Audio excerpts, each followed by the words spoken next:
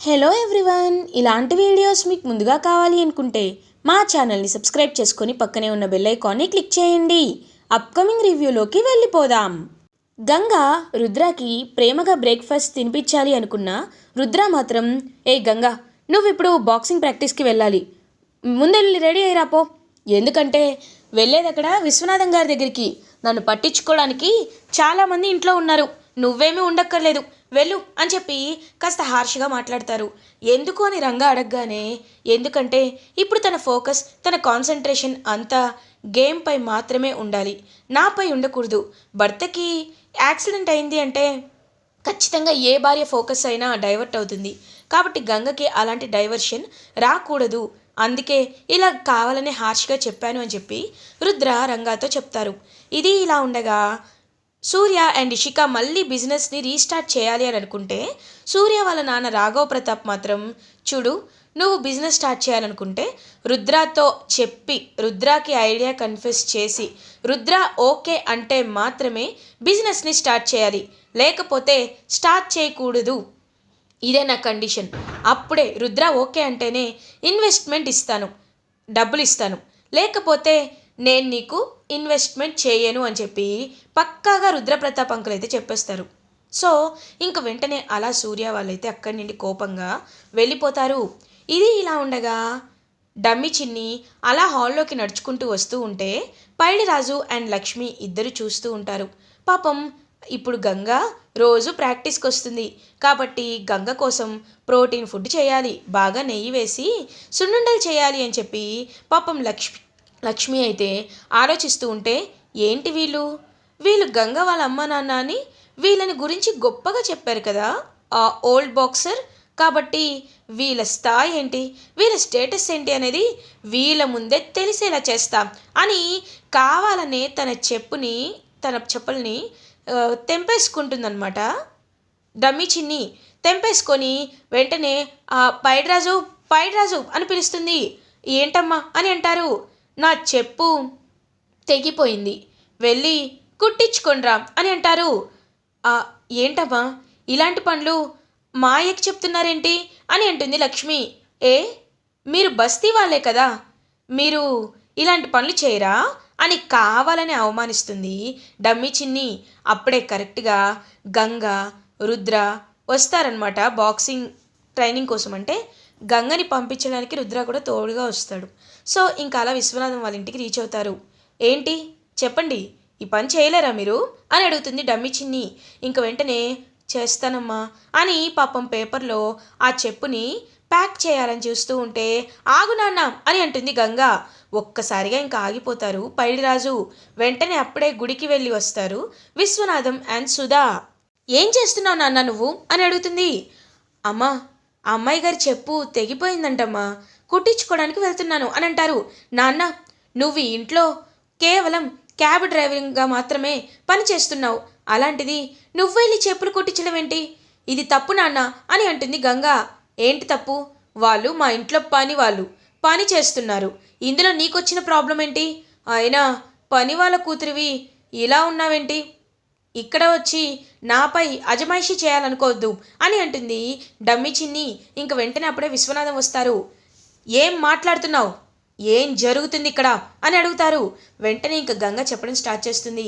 Sir చూడండి sir, మీరు మా అమ్మని ఇంట్లో పని కోసం మా నాన్నని క్యాబ్ డ్రైవర్గా మాత్రమే పెట్టుకున్నారు, కానీ మీ అమ్మాయి చూడండి, తెగిపోయిన చెప్పుని మా నాన్నని కుట్టించమంటుంది అని అనేసరికి విశ్వనాథంకి చాలా కోపం వస్తుంది. ఏంటిది జయ, నువ్వు చెప్పింది నిజమా అని అంటారు. నాన్నగారు అంటే షటప్, చూడు, వాళ్ళు మన ఇంట్లో క్యాబ్ డ్రైవర్, ఆయనకి నువ్వు చెప్పులు ఇవ్వడం ఏంటి, నీ చెప్పులు ఆయన ముట్టుకోవడం ఏంటి, it's a very very big crime, injustice. చూడు, పెద్దవాళ్ళంటే గౌరవం ఉంటుంది అంటావు, నన్ను నాన్నగారు అని పిలుస్తావు, అలాంటిది వాళ్ళు నీకంటే వయసులో పెద్దవారు, నీకు అమ్మా నాన్న లాంటివారు, అలాంటి వారికి నీ చెప్పులిచ్చి కుట్టించుకొని రమ్మన్నావంటే నీకు ఎంత సివిక్ సెన్స్ ఉందో, ఎంత కామన్ సెన్స్ ఉందో అర్థమైపోతుంది అని అంటారు విశ్వనాథం. అయ్యో నాన్నగారు, మీరు నన్ను తప్పుగా అర్థం చేసుకుంటున్నారండి. అంటే చూడు, ఇప్పుడు నాది కాదు, గంగాది డెసిషన్. గంగా చెప్పు, ఏం చేయమంటావు తన్ని అని అడుగుతారు. సార్, మేము నిజంగా బస్తీలో ఉన్న వాళ్ళమే, బస్తీలో పెరిగిన వాళ్ళమే. కానీ ఆత్మాభిమానం అనేది ఎవరికైనా ఒకేలా ఉంటుంది కదా సార్. బస్తీలో పెరిగిన వాళ్ళకి తక్కువ, బంగ్లాలో పెరిగిన వాళ్ళకి ఎక్కువ ఉండదు. అది మనిషి పుట్టుకని బట్టి వస్తుంది. కొంతమంది ఉంటారు, వాళ్ళు ఏమీ లేకుండా పెరిగిన ఆత్మాభిమానంతో ఉంటారు. ఆత్మాభిమానంగా వాళ్ళు తన కష్టంపైనే ఉండాలి అనుకుంటారు. కానీ కొంతమంది ఆత్మాభిమానం లేకుండా వేరే వాళ్ళ ఆస్తి మాకు వచ్చేయాలి, వేరే వాళ్ళ డబ్బులు మాకు వచ్చేయాలి, వేరే వాళ్ళదే మాకు కావాలి అని చాలా చీప్గా ఆలోచించే మనస్తత్వం వాళ్ళు కూడా ఉంటారు. ఆత్మాభిమానం సిగ్గు లేకుండా ఉంటారు. అలాంటి వాళ్ళం మేము కాదు సార్. మాకు ఆత్మాభిమానం ఉంది. మా కష్టానికి మీరు మాకు శాలరీ ఇస్తున్నారు కాబట్టి మా అమ్మా నాన్నకి క్షమాపణ చెప్పించండి సార్ అని అంటుంది గంగా. విన్నావు కదా, సే సారీ టు దెమ్ ఆరల్స్ అని గట్టిగా చెప్తారు. అర్థమైంది నాన్నగారు, అంకుల్ నన్ను క్షమించండి అని చేతులెత్తి డమ్మి చిన్ని అయితే పైడి రాజుకి సారీ చెప్తుంది. ఇంక వెంటనే అలా డమ్మి చిన్నిని రుద్ర పక్కకు తీసుకొచ్చి, చూడు, నువ్వు సాక్ష్యాలు లేవని ఇప్పుడు వీళ్ళందరి ముందు నటించవచ్చు, కానీ అందరి అసలు రంగు ఖచ్చితంగా బయటపడే రోజు ఒకటి వస్తుంది. ఆ రోజు మాత్రం నువ్వు తప్పించుకోలేవు. నేను ఇదంతా ఎందుకు చెప్తున్నానో నీకు అర్థమై ఉంటుంది అని అంటారు రుద్ర. ఏమో నాకేమీ అర్థం కాలేదు బావగారు అని అక్కడి నుండి వెళ్ళిపోతుంది డమ్మి చిన్ని. ఇప్పుడు అర్థమైందని నాకు బాగా అర్థమైందిలే అని చెప్పి ఇంకలా అక్కడి నుండి వెళ్ళిపోతారు రుద్ర.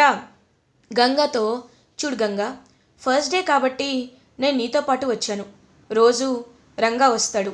నువ్వు మాత్రం చాలా కాన్సన్ట్రేటెడ్గా నా గురించి ఆలోచించొద్దు, ఎందుకంటే నా దెబ్బ తగ్గిపోతుంది.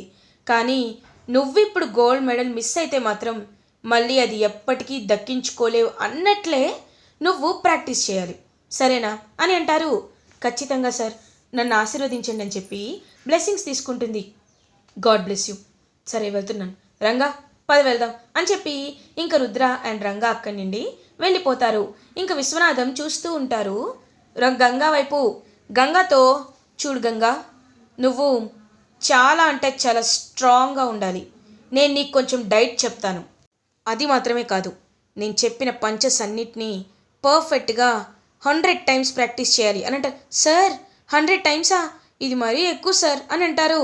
మరి నీకు రావాలి కదా అని అంటారు విశ్వనాథం. అది కాదు సార్ అని అనేలోపు నేను ఒక పంచ్ చూపిస్తాను, నువ్వు అలా కొట్టగలవో లేదో చూడు, అప్పుడు నీకు తగ్గిస్తాను అని అంటారు. సరే సార్ అని చెప్పేసరికి ఇంకొక పంచ్ చూపిస్తారు. సేమ్ అలానే యాజ్ ఇట్ ఈజ్ పంచిస్తుంది. ఇంకా విశ్వనాథం అయితే అలా షాకింగ్గా చూస్తూ ఉంటారు. ఎలా ఇచ్చింది ఇలా అని అనుకుంటారు. సార్ కరెక్ట్గానే చేశానా అని అంటారు. సరే 10 టైమ్స్ చెయ్యి అని అక్కడి వెళ్ళిపోతారు.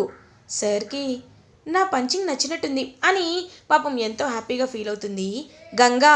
ఇది ఇలా ఉండగా శకుంతల అటు ఇటు తిరుగుతూ ఆలోచిస్తూ ఉంటుంది. అప్పుడే కరెక్ట్గా విజయేంద్ర శకుంతల దగ్గరికి వస్తారు. ఏంటి శకుంతల, ఎందుకు అలా ఉన్నావు అని అంటారు. ఏం లేదండి, నేను మన ఇంట్లో ఒక వ్రతాన్ని జరిపించాలి అనుకుంటున్నాను. ఎలాగో ఆషాఢ మాసం వస్తుంది, తర్వాత శ్రావణ మాసం వస్తుంది కదా, దానికి సంబంధించిన వరలక్ష్మి పూజ కంటే ముందు ఈ ఆషాఢ మాసంలో అందరూ బాగుండాలని పూజ చేసి బోనం జాతర కూడా జరిపించాలి అనుకుంటున్నాను. ఇదిగో గంగా మ్యాచ్ అయిపోయిన తర్వాత మనం బోనం జాతర చేసుకుందాం అని అంటారు. సరే శకుంతల, ఖచ్చితంగా అని చెప్పి హ్యాపీగా చెప్తూ ఉంటే ఇంకా అప్పుడే చూస్తూ ఉంటాడనమాట వీరు. ఏంటి వీళ్ళందరూ బోనం జాతర జరుపుకుంటారా అని చూస్తూ ఉంటే ఇషిక ఏమో, బ్రో నాకేం చేయాలో అర్థం కావట్లేదు, ఆ ఇన్వెస్ట్మెంట్ ఎలా రావాలో కూడా నాకు తెలియట్లేదు అని అంటారు. ఇషిక, ఎందుకు అలా కంగారు పడుతున్నావు? నీకు ఇప్పుడు ఇన్వెస్ట్మెంట్ కావాలి అంతే కదా, సరే నేను చెప్పినట్టు చేస్తే నీకు ఇన్వెస్ట్మెంట్ వస్తుంది అని అంటారు. ఏంటి బ్రో ఏం చేయమంటావు అని అంటారు. ఇదిగో ఈ బ్యాగ్ ఉంది కదా, ఈ బ్యాగ్ తీసుకువెళ్ళి నేను చెప్పిన ప్లేస్లో ఇవ్వు, వాళ్ళు నీకు డబ్బులు ఇస్తారు. ఆ డబ్బుల్ని నువ్వు ఇన్వెస్ట్మెంట్లో వాడుకో. ఒకవేళ సూర్య అడిగితే నా ఫ్రెండ్ దగ్గర అప్పు తీసుకొచ్చానని చెప్పు. మీకు బిజినెస్లో ప్రాఫిట్స్ వస్తే ఆ డబ్బులు నాకు ఇచ్చేయండి అని అంటాడు వీరు. ఒక్కసారిగా ఇంకా ఇషికాకైతే వీరు ఒక దేవుళ్ళ కనబడతాడు. బ్రో, నిజంగా నువ్వు నా దృష్టిలో దేవుళ్ళ కనబడుతున్నావు బ్రో.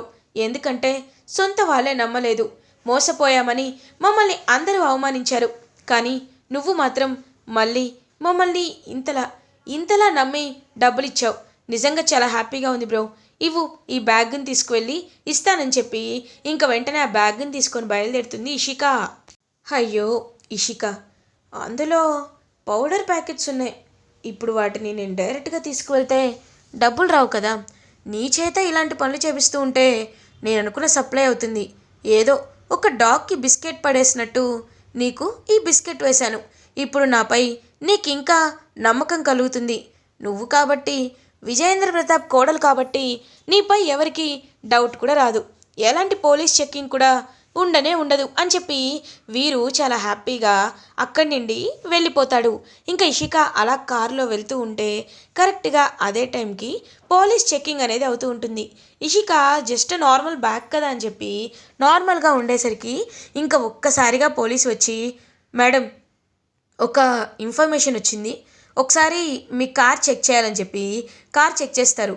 బ్యాక్ వైపు చూస్తూ ఉంటే సార్ అది నా పర్సనల్ అని అంటారు.